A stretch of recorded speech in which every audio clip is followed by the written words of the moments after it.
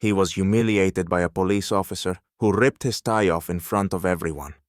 But when he came face to face with the person who had degraded him, he was forced to make a choice that would shock even the most seasoned individuals. How he responded will surprise you. But let's start from the beginning. Michael woke up early, as usual, before the day could consume him with its anxieties and bustle. The morning was cool, and his gaze fell on the suit he had chosen for an important meeting with the management. A stylishly fitted dark blue suit and a perfectly chosen deep red tie. Everything was supposed to be perfect.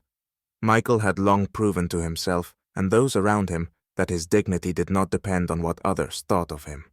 But as a black man in the corporate world, he knew that every day he had to reaffirm his rights. Today was one of those days. The meeting, where he planned to propose a series of marketing ideas to improve the company's performance, was supposed to be an important step forward. Michael confidently walked down the street, lost in thoughts about his upcoming presentation, when his gaze crossed with a police patrol on the corner. He always paid attention to such moments, as even on the street, passing by law enforcement, it was often necessary to stay alert. The officer, young and wearing dark sunglasses, noticed him, and seeing his tie, clearly couldn't resist making a comment. "Hey man, what's with the show-off? With a tie like that, you definitely won't fit in this world." The officer smirked at his partner and took a step forward. Michael was ready to respond, but before he could say anything, the officer grabbed his tie and in one motion, sliced it off with a knife, laughing and shoving him back. "That's better. Don't try to be someone you're not," the officer said with blatant disdain in his voice. Michael felt his throat tighten and his face flushed. Passers-by stood by, recording the incident on their phones. Michael froze, trying to gather himself, not allowing his anger to overwhelm him, but his fingers were clenching from the tension. He picked up the remnants of his tie, feeling a lump of emotion pressing against his chest. He opened his phone and started recording, deciding this would be proof of his truth. After the incident, Michael felt his day would never be the same. However, when he reached his office, he was greeted by the new public relations director, James Harris. Tall, confident, with a painted-on smile, James extended his hand and said, "Michael, nice to meet you. I've heard about your success in marketing, and I'm looking forward to a productive collaboration." Michael struggled to contain his inner shock. This was the very same police officer who had just humiliated him on the street. He barely managed to hide his reaction, but felt a fire burning inside, ready to erupt at any moment. It was hard to believe. How could the person who had just been the source of his humiliation now be his boss? Thoughts began spinning in his head, but he knew he couldn't allow himself to show weakness. "Hi, James," Michael said, holding back nervousness in his voice. "Let's talk." But inside, everything screamed, "You can't forgive this!" The entire day passed in unnatural silence. Michael felt like every move he made was being tracked, and the thoughts about what had happened were burning him from within. James Harris was a professional. His confidence and drive to lead the company to success left an impression. But Michael knew he was far from the person he appeared to be. Every moment, his eyes were full of embarrassment, which he tried to hide with a fake smile.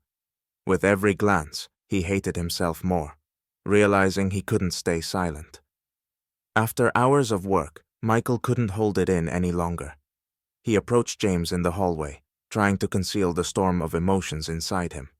His chest tightened with anger, humiliation, and outrage. The words he was about to speak no longer seemed simple. "James, I need to talk." Michael tried to control his voice, but inside, everything was boiling. James looked at him with a smile. "Sure, Michael. What's wrong?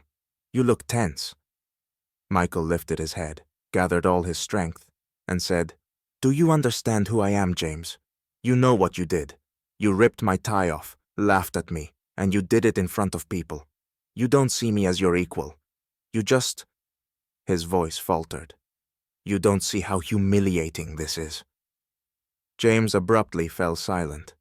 In his eyes there was a mixture of surprise and mild confusion.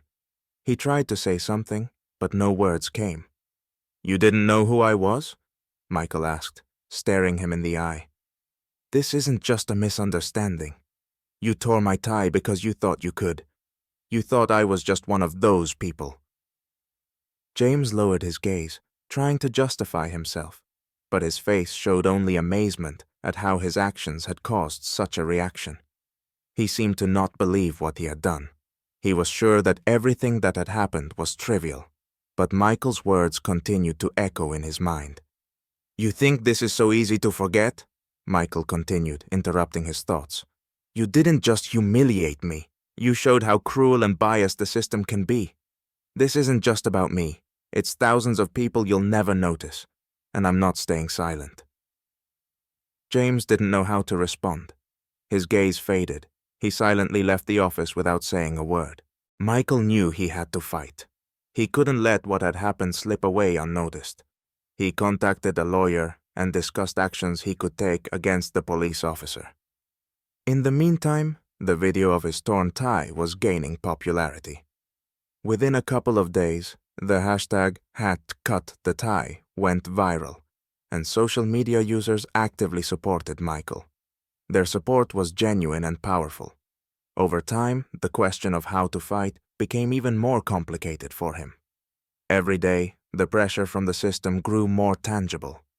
When Michael attempted to file an official complaint about the police officer's actions, he faced massive resistance. The police justified their actions, calling the incident an accident. However, Michael knew that now he needed more than just filing a complaint. He had to change something in the system.